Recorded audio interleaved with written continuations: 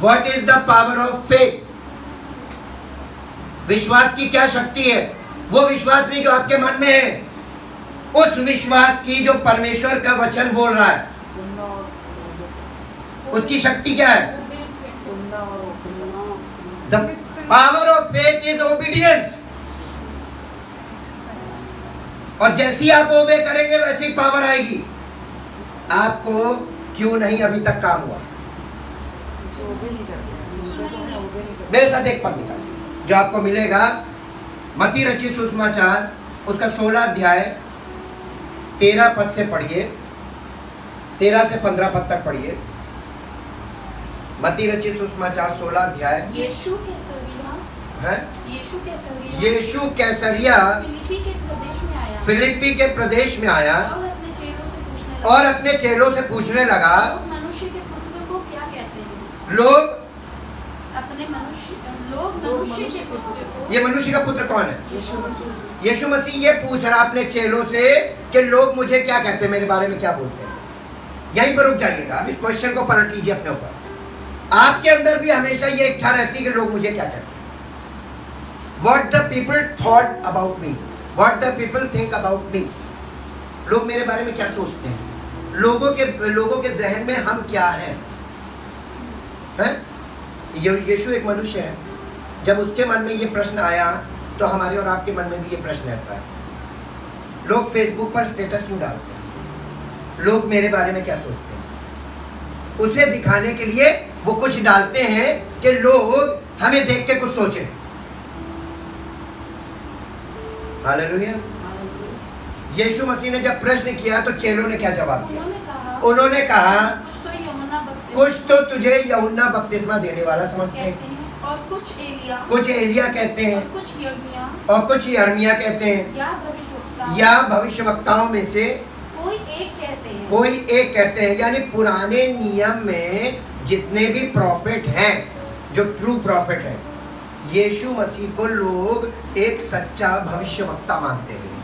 The perception about Jesus Christ in the minds of people, लोगों के जहन में यीशु मसीह की क्या पिक्चर थी कि वो एक भविष्यवक्ता है। अब यीशु मसीह ने एक पर्सनल क्वेश्चन किया। उसने उनसे कहा, परंतु तुम मुझे क्या कहते हो? आपके घर वाले आपको क्या कहते हैं? दुनिया आपको क्या कहती है इससे मतलब नहीं, आपके घर वाले आपको क्या कहते हैं? तुम बेकार हो, तुम कुछ नहीं कर सकते, तुम्हारे जीवन में कुछ नहीं हो सकता, तुम हारे हुए हो, तुम बीमारियां हो, तुम कमजोर हो, तुम ये हो, तुम वो हो। यही तो बोलते हैं। कौन अपने आपके घर में आपको हीरो समझता है? समझता है कोई? है? अपने घर में कोई हीरो हो नहीं सकता। पहली बात तो ये याद रखिएगा, आप अपने घर में हीरो तभी होंगे जब आप अपने घर में जीरो हो जाए। आपने कभी ये सोचा है कि परमेश्वर आपके बारे में क्या कहता है? आप ये जरूर सोचते हैं कि लोग क्या कहते हैं, लेकिन परमेश्वर आपके विषय में क्या कहता है कभी आपने सोचा है?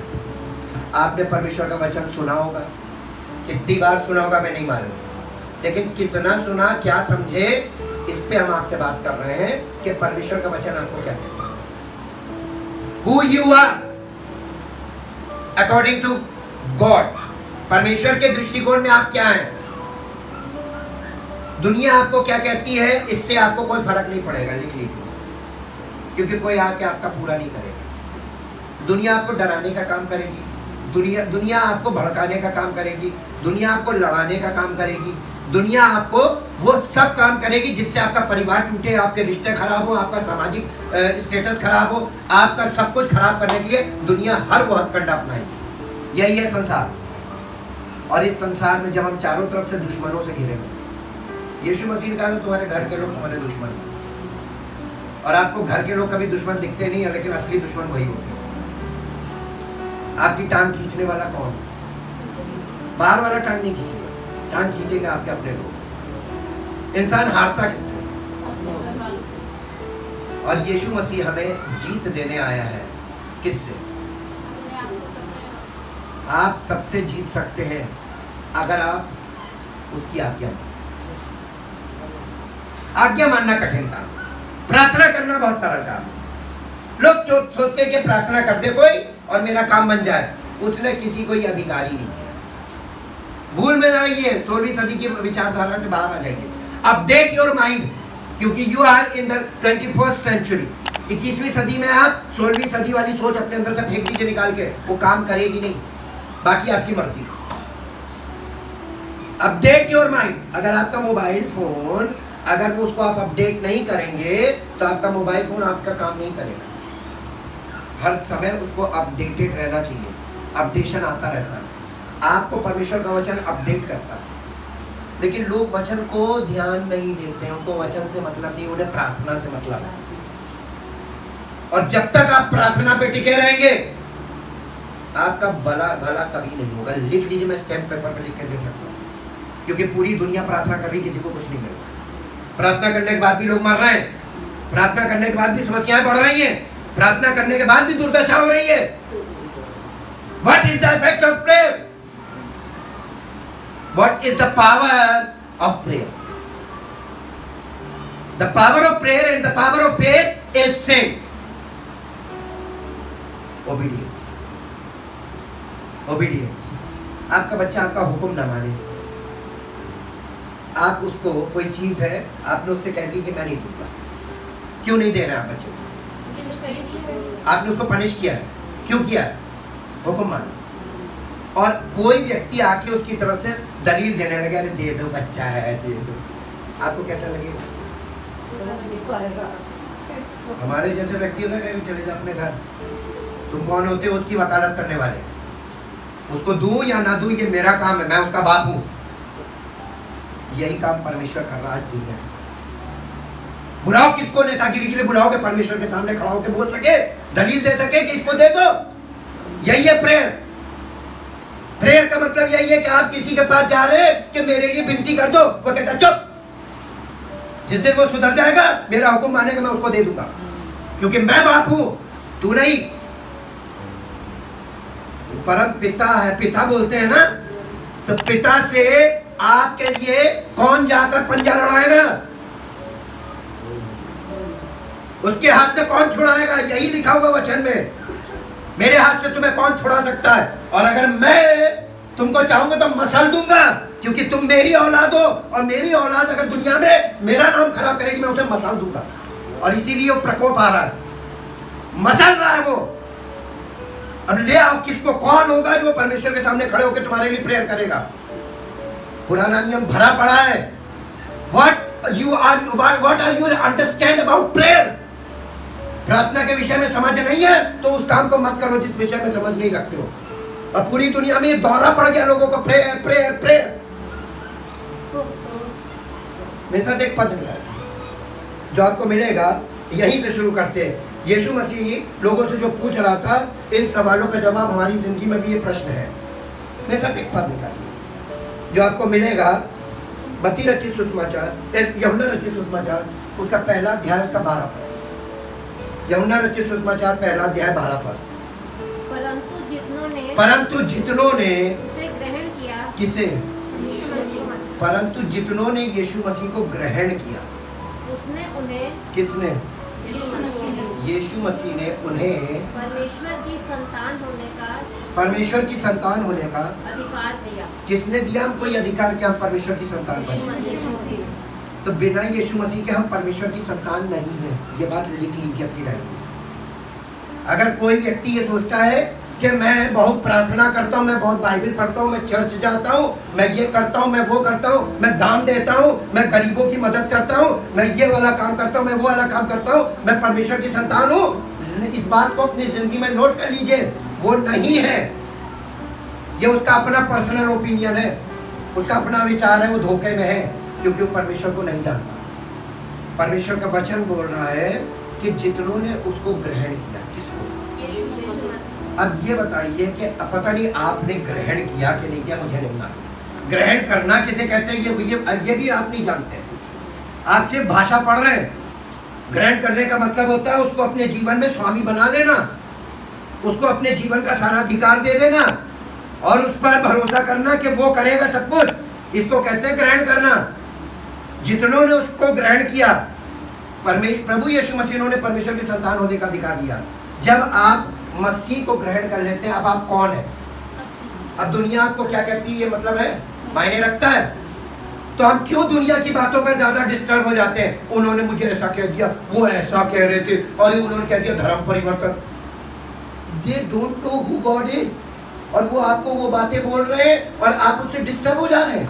आप कैसे परमेश्वर की संतान हो सकते हैं? You are not the children of God. परमेश्वर की संतान डिस्टर्ब नहीं होती। परमेश्वर की संतान मालूम किसे कहते हैं? यीशु मसीह को देखिए, वो शैतान के सामने खड़े होके और शैतान को जवाब दे रहा था। क्या आप जवाब दे पाते हैं? जवाब देने की शक्ति आपके पास क्यों नहीं है? क्योंकि पावर ऑफ फेथ आपके पास नहीं। What is the power of faith? Obedience. जिस दिन आप उसकी आज्ञा मानने लगेंगे, उसके वचन पे चलने लगेंगे, उस दिन आपके पास जवाब होगा। क्योंकि इस वचन को आप डेली भेजते हैं और आप डेली स्तर बाय स्तर सुनेंगे, स्टेप बाय स्टेप, तो आपके माइंड में रद्दे बैठेंगे। Who God is, how God is, what is the nature of God, what is the power of God, who is the son of God. आप इसको जानिए। बिना जाने आप उसके बारे में कुछ नहीं किसी को जवाब दे पाएंगे, और लोग आपका मुंह नोच लेंगे और आप उनके सामने निरुत्साहित। क्या परमेश्वर की संतान हारी हुई है? परमेश्वर के बच्चे कभी हार सकते हैं? तो हम क्यों हार जाते हैं दुनिया के आगे? इसलिए क्योंकि हम ओबीडिएंट नहीं है। ओबीडिएंट बन जाएंगे तो हम हारेंगे नहीं, मुंह तोड़ जवाब देंगे। ईंट का जवाब पत्थर से देंगे। सीखिए, ये युग आ गया है कि अब आपको अपना स्टैंड लेना होगा और मजबूती के साथ। जी, एक पद और निकालिए जो आपको मिलेगा मत्ती रचित सुसमाचार 17 अध्याय का 20 पद पढ़िए। मत्ती 17:20। मत्ती रचित सुसमाचार 17 अध्याय 20 पद। उसने उससे कहा अपने विश्वास की घटी के कारण, अपने विश्वास की घटी के कारण, क्योंकि मैं तुमसे सच कहता हूँ, यदि यदि तुम्हारा विश्वास गाय के दाने के बराबर, कितना बड़ा हो, गाय के दाने के कितना विश्वास चाहिए? गाय के दाने, आश्चर्य काम करने के लिए कितना विश्वास चाहिए? क्या इतना भी नहीं है? राई का दाना कितना बड़ा होता है? मैं आपको सच बताऊं, अगर राई दाना यहाँ गिरा होगा ना, मैं नहीं देख सकता चश्मे के बावजूद। ये यहाँ कितनी कमजोर। सब दानों में सबसे छोटा होता है। सारे बीज सबसे छोटा बीज जो है वो है राई का दाना। नहीं हो तो आज खरीदिएगा 10 रुपए की राई और उसको हाथ में रख के देखिए कि कितना बड़ा। इतना विश्वास चाहिए। क्या करने के लिए? तो इस पहाड़ से कह सकोगे, राई के दाने के बराबर विश्वास क्या कर सकता मालूम है? यदि तुम पहाड़ से कहोगे यहाँ से सड़क कर वहां चला जा, चला जाएगा। कैसे? विश्वास। लोग कहते हैं परमेश्वर की सुनेगा। पहाड़ तो परमेश्वर की सुनेगा, तो परमेश्वर के बच्चों की कौन सुनेगा? यीशु मसीह काहे आया था? धर्म स्थापित करने नहीं आया था, वो हमें परमेश्वर की संतान बनाने के लिए आया। Change your concept. अपने ओपिनियन को बदलिए। यीशु मसीह किसी धर्म का प्रचार करने नहीं आया था, बल्कि सब धर्मों के लोगों को परमेश्वर की संतान बनाने आया था। और आज सारे धर्म मिलकर उससे लड़ रहे। जो हमारा भला करने आया था उसी के खिलाफ खड़े हो गए। यह है आज का संसार। लेकिन एक बात बता दें, अगर आप इसको पूरी तरीके से समझ जाएंगे तो आपको ये पता चल जाएगा, दुनिया को मिटा देगा अपने बेटे के पीछे। लिख लीजिए, इसकी आगे की प्रोफेसी मैं आपके सामने इसलिए नहीं खोल रहा हूं क्योंकि आपके बैठे बैठे आपको हार्ट अटैक हो जाएगा, हार्ट फेल हो जाएगा। आगे की दशाएं ऐसी लिखी हुई हैं जो आ रही हैं। इंटरनेशनल न्यूज देखिए, देश के देश खाली हो रहे हैं आबादी से। जितनी उत्तर प्रदेश की आबादी है उतनी पूरे यूरोप की आबादी है, आधी से कम हो गई। और अभी तीसरी लहर चल रही वहां। देखिए इंटरनेशनल न्यूज, कैसे फ्लड हुआ है, जर्मनी में बर्बादी हो गई। देखिए अमेरिका में आग लगी हुई, वाइल्ड फायर, मर रहे लोग। किस लिए? उसके पुत्र के खिलाफ खड़ी दुनिया को मिटाएगा। ये उसका नेचर है और यही उसका प्लान है। जो बचना चाहता है उसको ग्रहण करे, वो परमेश्वर की संतान बन जाएगा। और परमेश्वर अपनी संतान को नहीं मिटा सकता। दिस इज द परमेश्वर का वीक पॉइंट। मालूम क्या है? परमेश्वर का वीक पॉइंट है गॉड इज लव। वो प्रेमी है, और जब आप उसकी संतान बन जाते हैं तो बच्चों को बहुत प्यार करता है। वो अपने बच्चों को मिटा नहीं सकता। कौन बाप होगा जो अपने बच्चे को मार देगा? वो अपने बच्चों को नहीं मारेगा, उन्हें बचाने के लिए सब कुछ करेगा। लेकिन अगर उसके बच्चे बनोगे तब कौन उसका बच्चा? जो उसके पुत्र को ग्रहण करेगा वही उसका बच्चा। हालेलुया। ये पूरी दुनिया मिटती जाएगी, क्योंकि बाइबल में लिखा है ये दुनिया हमारी मिटेगी और एक नई दुनिया फिर से बनेगी। और ये करेगा कौन? जिसने दुनिया बनाई है, जो दुनिया चला रहा वो ही कर सकता है, ये कोई और नहीं कर सकता। इसीलिए बाइबल कहती है नो योर गॉड, अपने परमेश्वर को जानो।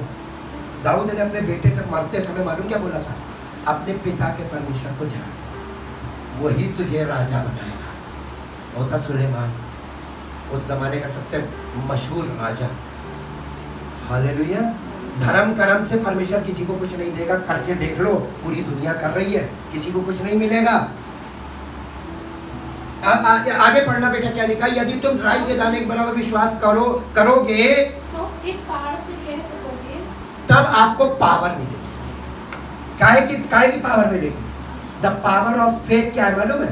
तब इस पहाड़ से कह सकोगे। वहाँ से क्या आप अपनी जिंदगी के कौन से पहाड़ आपके सामने रखे? रुकावटें, इतनी ऊंची इतनी बड़ी समस्याएं जिसके उस पार आप देख नहीं पा रहे हैं, उसको कहते हैं पहाड़। पहाड़ सिंबॉलिक है बाइबल में। पहाड़ का मतलब है कि आपकी समस्या के उस पार आप देख नहीं पा रहे कि इसके बाद हम कहाँ जाएंगे, मेरा भविष्य क्या होगा। आज दुनिया के सामने पहाड़ खड़े हैं कि नहीं खड़े? कोई कह सकता है मेरी जिंदगी में पहाड़ नहीं है, और लेकिन आपके पास शक्ति नहीं है। पहाड़ आगे खड़ा हुआ है, उस पार आप देख नहीं पा रहे और आपकी हालत खराब है। क्या होगा? क्या होगा? यदि तुम राई के दाने के बराबर विश्वास करो तो इस पहाड़ से कह सकोगे। आपको विश्वास करना है क्या कि आप इस पहाड़ से अगर कहें कि मेरे सामने से हट जाए, और वो हट जाए। कितना विश्वास चाहिए इतना बोलने को? राई के दाने की बराबर। क्या इतना भी नहीं? लोग कहते हैं हम विश्वास करते हैं। क्या करते हो? जो तुम्हारे मन में है वो काम नहीं करेगा। वो झूठा विश्वास है, वो अंधविश्वास है, वो अल्प विश्वास है, वो बेकार वाला विश्वास है। जो तुम चाहते हो कि ऐसा हो जाए वो विश्वास है।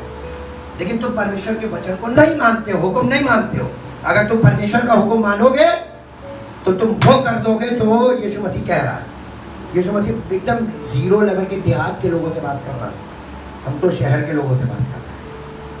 ठीक, और कोई बात तुम्हारे लिए असंभव नहीं होगी। आज आपकी जिंदगी असंभव में फंस गई, सब कुछ असंभव, कुछ नहीं हो सकता।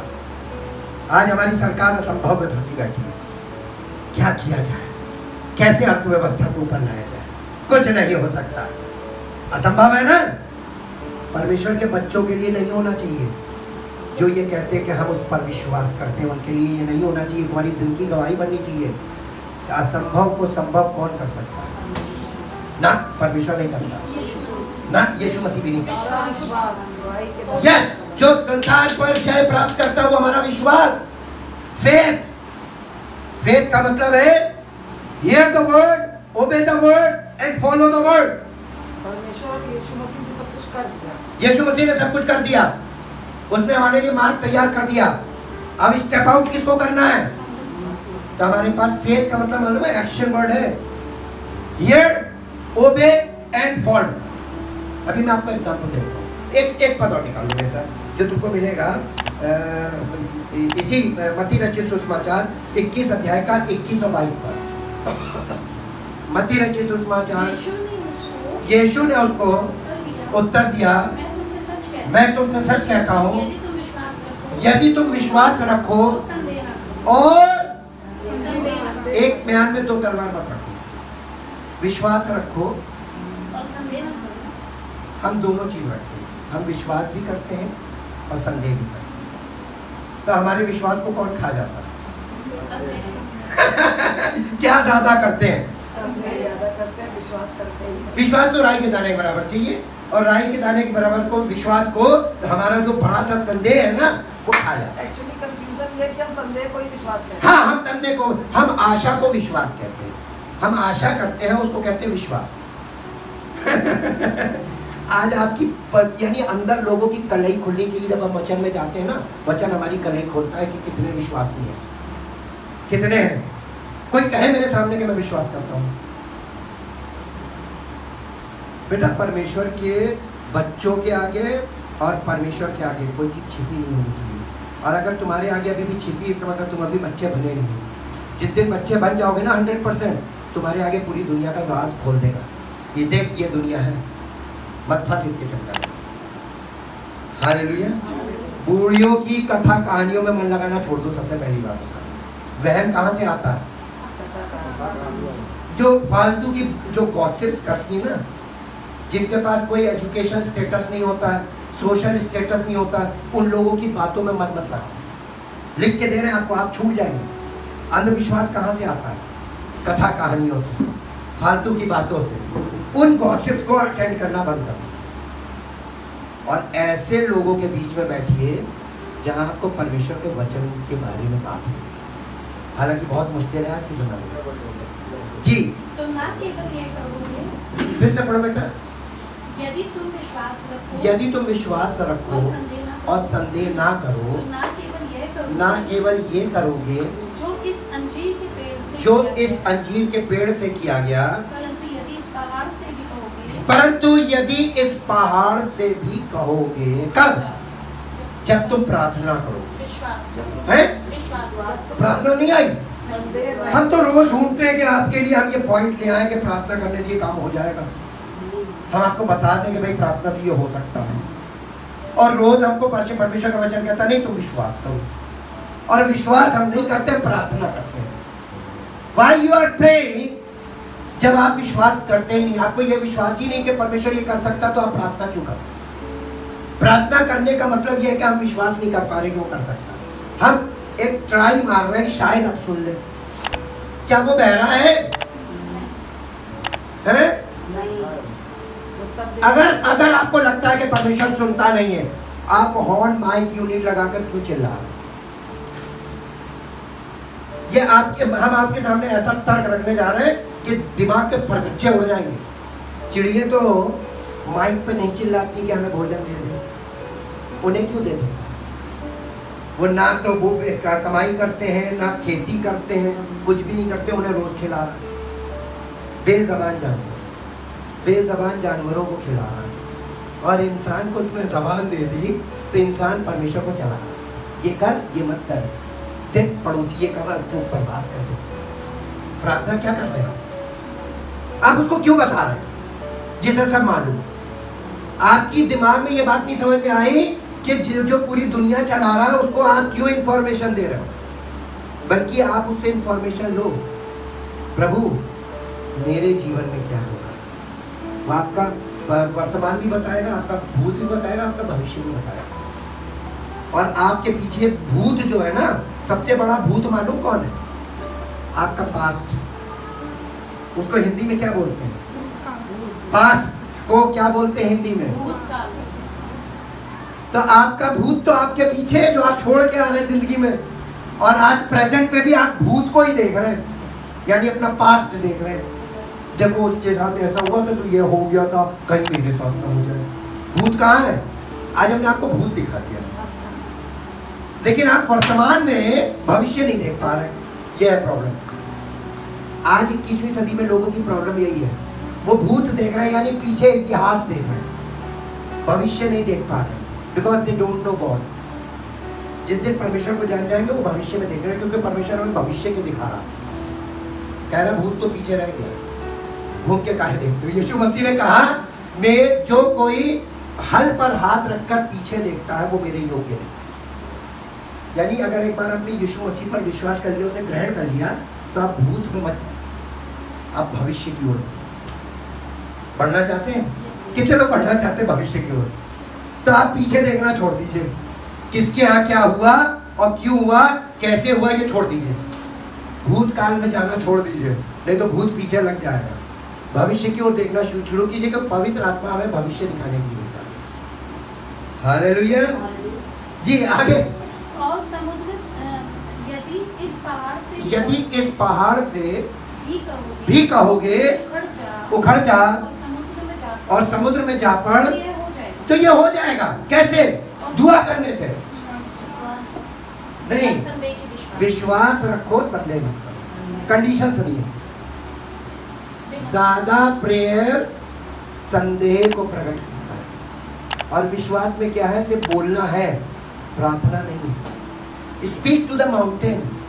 आप अपनी बीमारियों से, अपनी समस्याओं से बात क्यों नहीं करते हैं? विश्वास ही नहीं है। यदि तुम परमेश्वर पे विश्वास रखते हो, उसका वचन सुनो और बीमारी से कहो देख, तुम्हारा मुझ पर अधिकार नहीं। This body and this life belongs to Jesus Christ. देखिए आप भाग के नहीं छोड़, शैतान उसे छोड़ के भाग गया। उसने कहा इस पे, इसको नहीं मैं अपने काबू में कर पाऊंगा, क्योंकि परमेश्वर, उसने कहा यदि तू परमेश्वर की संतान है तो कह दे पहाड़ से, पत्थर से रोटी बन जाए। उसने कहा चुप, तेरे कहने से नहीं बोलूंगा, मैं परमेश्वर की संतान, मेरा बाप मुझे जीवित रखेगा बिना रोटी। उसने रोटी को, उसके सामने रोटी को भी फेल कर दिया। शैतान आपको रोटी दिखा के फंसा लेता है, तू कहाँ से खाएगा? हम उसके जाल में आ गए, दंडवत कर रहे हैं। शैतान दादा उसी को ईश्वर मान लेते हैं। मनुष्य केवल रोटी से जिंदा नहीं रहता है, परमेश्वर के वचन से जो मुख से निकलता है, स्पोकन वर्ड, उस पर बिलीव करो और विश्वास, स्टेप आउट। और शैतान, तुम्हारे कहने से मैं चमत्कार नहीं करूंगा, मेरा पिता असली चमत्कार करने वाला है। वो मुझे ऐसा करेगा, वो चमत्कार क्या करेगा? वो बिना रोटी के मुझे जीवित रखेगा इस जंगल में। ये यीशु मसीह ने जवाब दिया। उसके बाद शैतान उसको कहाँ ले गया? मंदिर के कंगूरे पे। हम लोगों को भी मंदिरों में ले जाकर फंसा देता है, रिलीजियस सिस्टम में, और कहने का यहाँ से नीचे गिरा दे अपने आप को, क्योंकि तेरे विषय में लिखा हुआ है कि तू परमेश्वर की संतान है। वो अपने दूतों को आज्ञा देगा, वो तुझे हाथों हाथ उठा लेंगे। तुम, यानी शैतान को ये मालूम है कि परमेश्वर अपने बच्चों के लिए स्वर्गदूतों के द्वारा उनको बचाता है। शैतान बड़ा अच्छा भेद खोल रहा, वो सिक्योरिटी बता रहा कि परमेश्वर के बच्चों की सिक्योरिटी क्या है। और परमेश्वर के बच्चे जानते ही नहीं कि मेरी सिक्योरिटी उसके हाथ में है। जीवन देने वाला, चंगाई देने वाला, आशीष देने वाला, सब कुछ देने वाला आपके पास है, और आप दुनिया में मारे मारे फिर भैया मेरी मदद कीजिए, हम तो मर जाएंगे, हमारा तो बहुत बुरा हाल है। जो डर गया मरे के बराबर है डरा हुआ। आज बताइए कितने लोग जिंदा हैं? स्टेटस देखिए लोगों का, मानसिक status, they are dead in faith. विश्वास में सब मरे हुए हैं, इसीलिए उनकी बोली भी मरी हुई बोली है, और परमेश्वर का वचन जीवन दे रहा है। बोली देख रहे हैं? मैं प्रेशर से बोलता हूं, मेरा गला बैठ जाता है। ये पावर कहां से आती है? एक पद और निकाल जो मिलेगा, मरकुस रचित सुसमाचार 11 अध्याय का 22 पद से 24 पद तक पढ़ो बेटा जल्दी। यीशु ने उसको उत्तर दिया, परमेश्वर पर विश्वास रखो। मैं तुमसे सच कहता हूँ कि जो कोई इस पहाड़ से कहे कि तू उखड़ जा और समुद्र में जा गिर, और अपने मन में संदेह ना करे, वरन ये मान ले कि जो मैं कह रहा हूँ वो हो जाएगा। आप दिन भर क्या बोलते हैं वही आपके साथ हो रहा है। मेरा ना तबीयत बहुत खराब होने लग रही, मुझे लग रहा मेरी तबीयत खराब होगी, आप बोल रहे हैं ना, वही आपके साथ होगा। Whatever you sow, you reap। जो तुम बोगे वही काटोगे। अपने मुंह से बोल बोल के क्या बोल रहे हैं? आप बोल रहे हैं, आपका विश्वास है, ये है आपके अंदर विश्वास। मेरे बच्चे का अब बहुत बुरा होने वाला है। बच्चे, माँ बाप सोचते हैं ना, अरे मेरे बच्चे, अब तो इसका बर्बादी हो जाएगी, अब क्या होगा? आपने सोचा ना, विश्वास किया और मुंह से बोला, वही होगा जो बोल रहा है। अब बताइए इंसान क्या सोच रहा है? जो सोच रहा है वही बोल रहा है, वही उसका विश्वास है। ये वो विश्वास है जो तुम्हारे अंदर है। आपके अंदर कौन सा विश्वास है? ये कहां से आ रहा है? क्योंकि आप परमेश्वर के वचन को ना सुनते हैं, ना उसका हुक्म मानते हैं, ना उसको समझते हैं, ना उसको अपने हृदय में स्थान देते हैं। आप जो सोचते हैं वही बोलते हैं, और जो बोलते हैं वही सोचते हैं, और वही आपके जीवन में प्रकट होता है। कहानी कुछ खोल के समझ में आई? क्या सोच रहे हैं? अरे अब इसकी नौकरी चली जाएगी। आपने जैसे ही सोचा नौकरी चली जाएगी, ये आपका विश्वास है। आपके अंदर से आवाज आई, अरे नौकरी चली जाएगी, और चली जाएगी, पक्की बात चली जाएगी, क्योंकि आपने विश्वास किया। हमारा बेटा कई बार मुझसे कहने लगा, पापा बहुत टेंशन है, मेरे को इस महीने सैलरी नहीं मिलेगी। अरे प्रिंसिपल का ऑर्डर है। बहस करने लगा, प्रिंसिपल का ऑर्डर है, अरे आप नहीं समझते, वो जो बोलती वो करती हूँ। हमने कहा तेरी सैलरी नहीं मिलेगी, आधी मिल रही मिलती रहे, रोक के दिखा दे। दिस इज माई फेथ, ये मेरा विश्वास है, क्योंकि मैंने जिस पर विश्वास किया ना, उस पर विश्वास करने वाले कभी लज्जित नहीं हुए। लिखा हुआ वचन, जितनों ने उस पर विश्वास किया वो कभी लज्जित नहीं हुए। आप एक बार करके तो देखिए। रिस्क तो अभी भी है जब विश्वास नहीं करते हैं, और रिस्क तो तब भी है जब आप विश्वास करते हैं। डर कहाँ लग रहा है आपको? लेकिन एक बार करके देखो, रिस्क से बाहर आ जाओगे। हैं? एक बार करके देखो, रिस्क से बाहर जी, आ जाओगे। एक बार आप डर को दूर कर दीजिए। मर तो ऐसे भी रहे, तो जब मरने की बारी आए ना, तो आर पार की लड़ाई लड़नी चाहिए। ठीक, अब मैंने जो मानना था मान लिया, अब मैं वो मानूंगा जो कभी नहीं माना। बिलीव इन जीसस क्राइस्ट, कभी भी लज्जित नहीं होने देगा। साबित कर देगा कि अगर तुमने उस पर विश्वास कर लिया, उस पर विश्वास करने वाले कभी लज्जित नहीं। हालेलुया। मेरे साथ एक जल्दी से एक जगह पर पहुंचिए। इब्रानियों की पत्री 11 अध्याय उसका 7 और 8 पद पढ़िए। इब्रानियों की पत्री 11 अध्याय 7। देखिए मैं वचन के बाहर नहीं जा रहा, स्टेटस दिखा रहा हूँ। विश्वास ही से नूह ने उन बातों के विषय में जो उस समय दिखाई ना पड़ती थी, चेतावनी पाकर भक्ति के साथ अपने घराने के लिए बचाव के लिए एक जहाज बनाया, और उसके द्वारा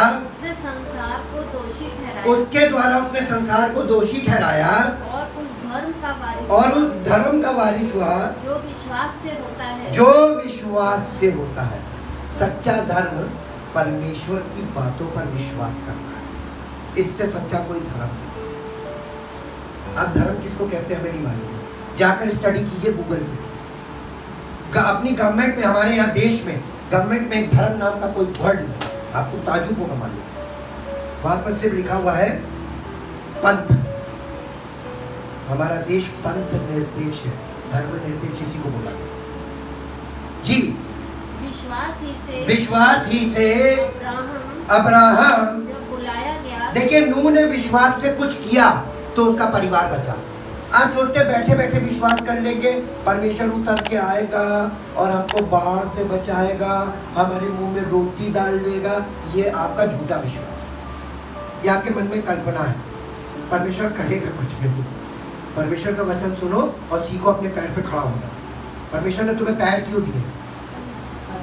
अपने पैरों पे चलो, कि दूसरों के पैर मेरे लिए कोई कर दे। अपने पैरों का इस्तेमाल नहीं करना मांग रहे। सच बताइए, आप अपने पैरों का इस्तेमाल क्यों नहीं करना पा रहे? मैं जब जरा सा चलता हूँ ना तो मेरे पैरों में तकलीफ हो जाती है। किसके पैरों में चलोगे भैया? तुम्हारा अपना बेटा भी तुम्हें पैर नहीं देगा, पैर कोई किसी को नहीं देता। यूज योर लेग्स, अपने पैर पे खड़े हो। उसके बाद हाथ तुमको क्यों दिए? हाथ तो दिए थे जोड़ के प्रार्थना करने, नहीं, उसने हाथ दिए थे काम करने को, मेहनत करने को। आपके घर में आटा रखा है और सारा राशन रखा है, भूखे है भैया, कोई खिलाने वाला नहीं है। परमेश्वर के वचन में जाओ, कहेगा तेरे हाथों में क्या मेहंदी लगी हुई है तो धोखे बना। उठ, अपनी खाट से उठ और जा किचन में रोटी पका खा। जिंदगी देने पड़ोसी आएगा तो रोटी देने भी पड़ोसी आएगा, हैं? और फिर इनकम भी पड़ोसी करके देगा, तो तुम क्या करोगे?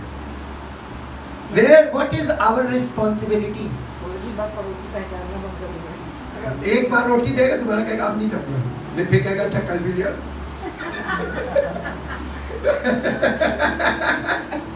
जी, विश्वास ही से नूह ने जहाज बनाया अपने परिवार के बचाव के लिए, यानी विश्वास से काम किया उसने। Faith means action.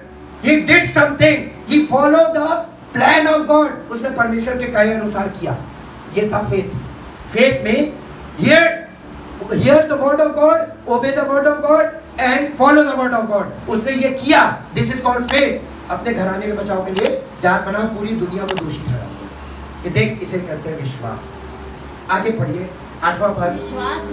विश्वास ही से अब्राहम जब बुलाया गया तो आज्ञा मानकर ऐसी जगह निकल गया जिसे मीरास में लेने वाला था, और ये ना जानता था कि मैं किधर जाता हूँ, तो भी निकल गया। कौन? अब्राहम ने प्रार्थना नहीं की, क्या किया? He heard the voice of God and he followed the voice of God. Obey. क्या लिखा हुआ है इंग्लिश में? बेटा इंग्लिश में Hebrew chapter 11 verse 8 in English. By faith Abraham when he was called prayed.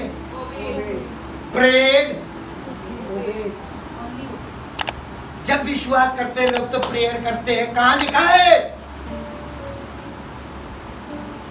जब विश्वास करता आदमी ना तो हुक्म मानता है, और अगर हुक्म मान रहा है तो मतलब विश्वास है। हालेलुया जी।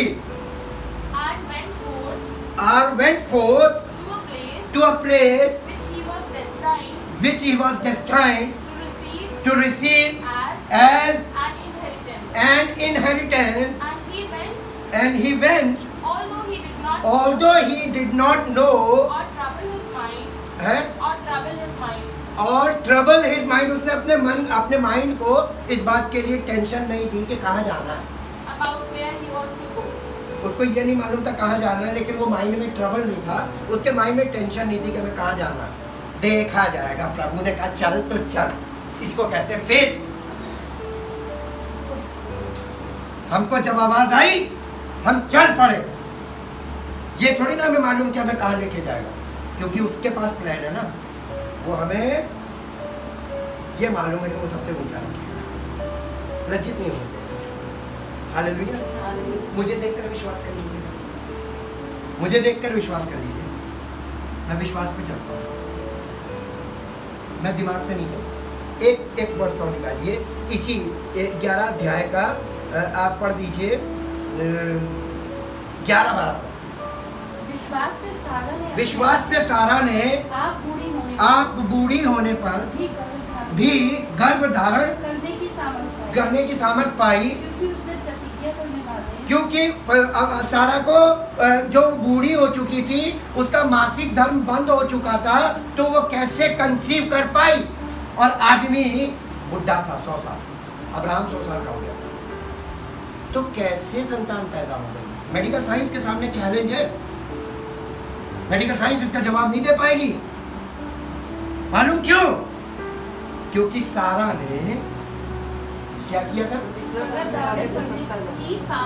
उससे प्रतिज्ञा किसने की थी कि तेरे तुझको मैं बेटा है। परमेश्वर ने आसमान से बच्चा नहीं ठहराया। परमेश्वर जादूगर नहीं है, परमेश्वर वास्तविक परमेश्वर है, वास्तविकता में काम करता है। उसी ने मनुष्य को बनाया और उसको मालूम है इसके स्त्री से संतान पैदा होनी चाहिए। और कैसे होगी? पति के द्वारा नहीं होगी। यीशु मसीह की भी उत्पत्ति ऐसे ही हुई, पति के द्वारा नहीं होगी। परमेश्वर चाहे तो कर सकता है, एक कुंवारी से भी पैदा कर सकता है और एक बांझ से भी पैदा कर सकता है। कैसे? क्योंकि सारा ने परमेश्वर पर, जिसने प्रतिज्ञा की थी, जिसने वादा किया था, परमेश्वर से वायदे हैं इसके अंदर 3031 वायदे हैं। ये सारे वायदे आपकी ज़िंदगी में पूरे होते होते आपकी ज़िंदगी खत्म हो गई, वायदे पूरे नहीं होंगे। इतने वायदे हैं और सब वायदे सॉलिड। उसने प्रतिज्ञा यानी वायदा करने वाले को सच्चा जाना था। आप किसको सच्चा जानते हैं? परमेश्वर के वचन को। अगर आप सच्चा मानते हैं तो परमेश्वर को सच्चा मानते हैं, और अगर आप दुनिया की बातों को सच्चा मानते हैं तो आप उन्हें सच्चा मानते हैं, तो वो आपके लिए परमेश्वर। किस पर विश्वास करो? लोग क्या कहेंगे? अरे दुनिया का काम है कहना, कुछ तो लोग कहेंगे, उनका काम है कहना। जब आप विश्वास में चले तो कान में उंगली डाल के चले, क्योंकि लोग चलने नहीं देते। हवाई जहाज में अगर वो ATS की वो सुनना बंद कर दे, हेडफोन हटा के गाने सुनने लगे, गया गई भैंस पानी, सबके सब मर जाएंगे। वो सुनकर चलने वाली चीज़ है। हवाई जहाज सुनकर उड़ाया जाता है, पानी का जहाज भी सुनकर चलाया जाता है। हालेलुया, क्योंकि उसके रास्ते नहीं होते वहाँ। और आत्मिक जीवन में भी यही है, सुन के चलो। किसकी सुन रहे हो, कहाँ से डिस्टर्ब हो रहे हो, चेक योर इनपुट। जी, इस कारण एक ही जन से जो मरा हुआ सा था आकाश के तारों और समुद्र के तीर के बालू के समान अनगिनत वंश उत्पन्न हुए। हाँ, इसके बाद ये कौन सी पढ़ी, 11-12। हाँ, अब इसके बाद पढ़ो इसी अध्याय का 17 से 19। विश्वास ही से अब्राहम ने परखे जाने के समय इसहाक को विश्वास परखा जाए। डेविड भाई गाना गाते हैं ना, विश्वास परखा जाएगा आनंद से। और वही हमारे दुख का कारण होता है, क्योंकि विश्वास तो करते नहीं है और परखे जाते हैं तो जीरो निकलते हैं। परखे जाने के समय अब्राहम ने विश्वास में जीत कैसे हासिल की? By obedience. The power of faith is obedience. हुक्म माना। परमेश्वर ने कहा इस बेटे को मेरे लिए बलिदान कर दे, वो ले गया।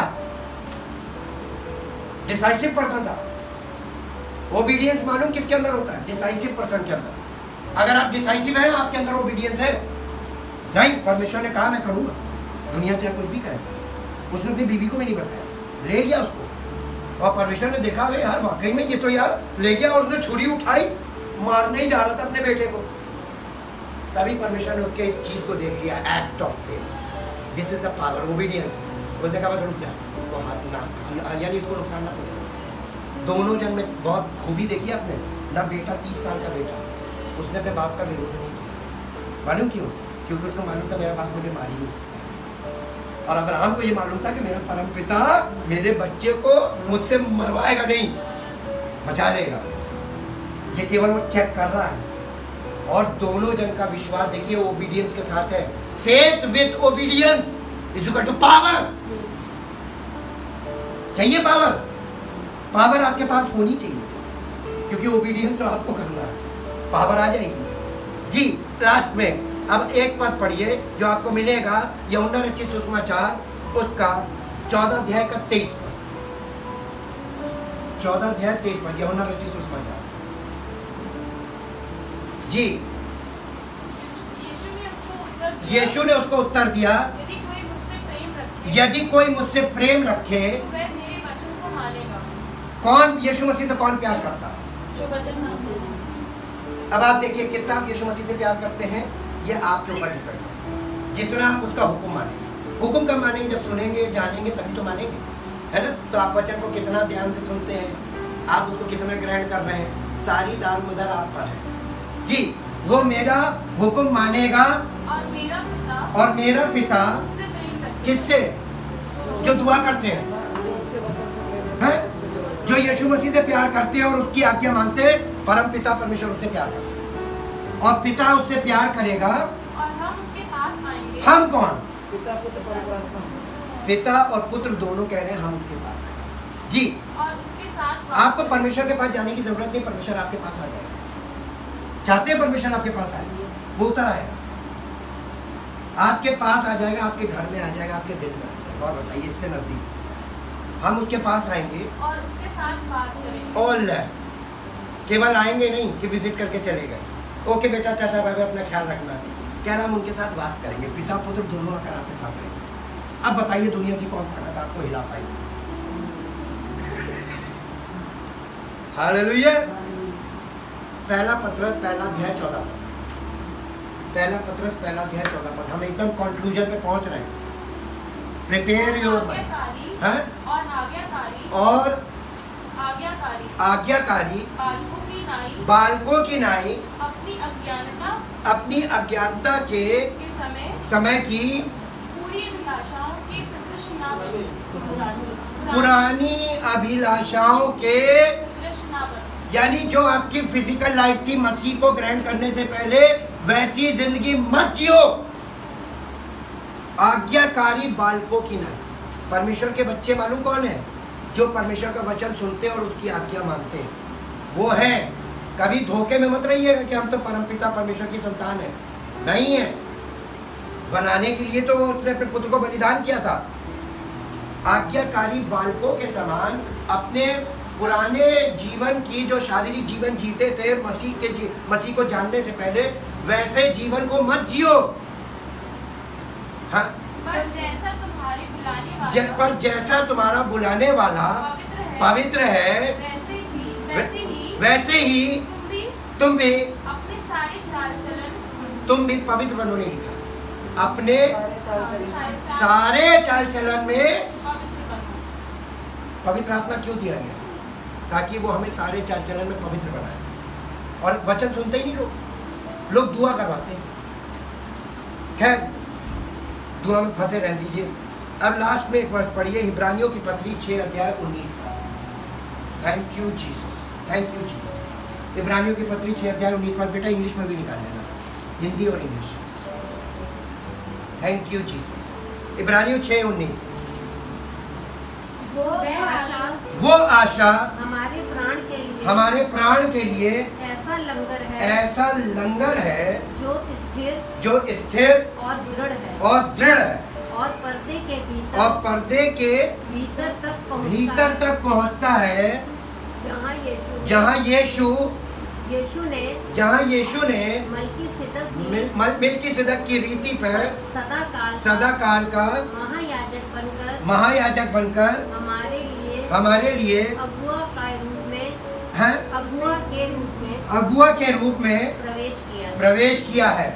ये आशा हमारे प्राणों के लिए ऐसा लंगर है। लंगर का मतलब क्या होता है? एंकर। एंकर मीन्स, किसी को नहीं मालूम। पानी के जहाज में जब मान लीजिए तूफान आ जाता है, तो उसको स्थिर करने के लिए कि ये जहाज पलट ना जाए, डूब ना जाए, उसको लंगर डाला जाता। लंगर जाके फंसता कहाँ? चट्टान में। चट्टान में आशा जो विश्वास में कन्वर्ट होती है, जब हम प्रभु यीशु मसीह पर आशा लगाते हैं, ये आशा हमारे लिए लंगर का काम करती है। Because Jesus is the rock. वो चट्टान है, वो हमारी डावाडोल जीवन रूपी नैया को स्थिर कर दे। हम संसार में क्या कर रहे हैं? मोते लगा रहे हैं, तूफानों में घिरे हुए, मुसीबतों में घिरे हुए। ये तूफानी तो है। पहाड़ों के सामने पहाड़ आके खड़े हो गए। यीशु मसीह पर आशा जो लोग रखते हैं ना, जो उस पर विश्वास करते हैं, ये आपका विश्वास, वो विश्वास रूपी लंगर, यीशु मसीह चट्टान है, उस पर पड़ा होगा तो आपको सुरक्षा मिलेगी। इसका मतलब क्या हुआ मालूम है? Anchor means safety, security, confidence, hope, stability, good luck and consistent strength.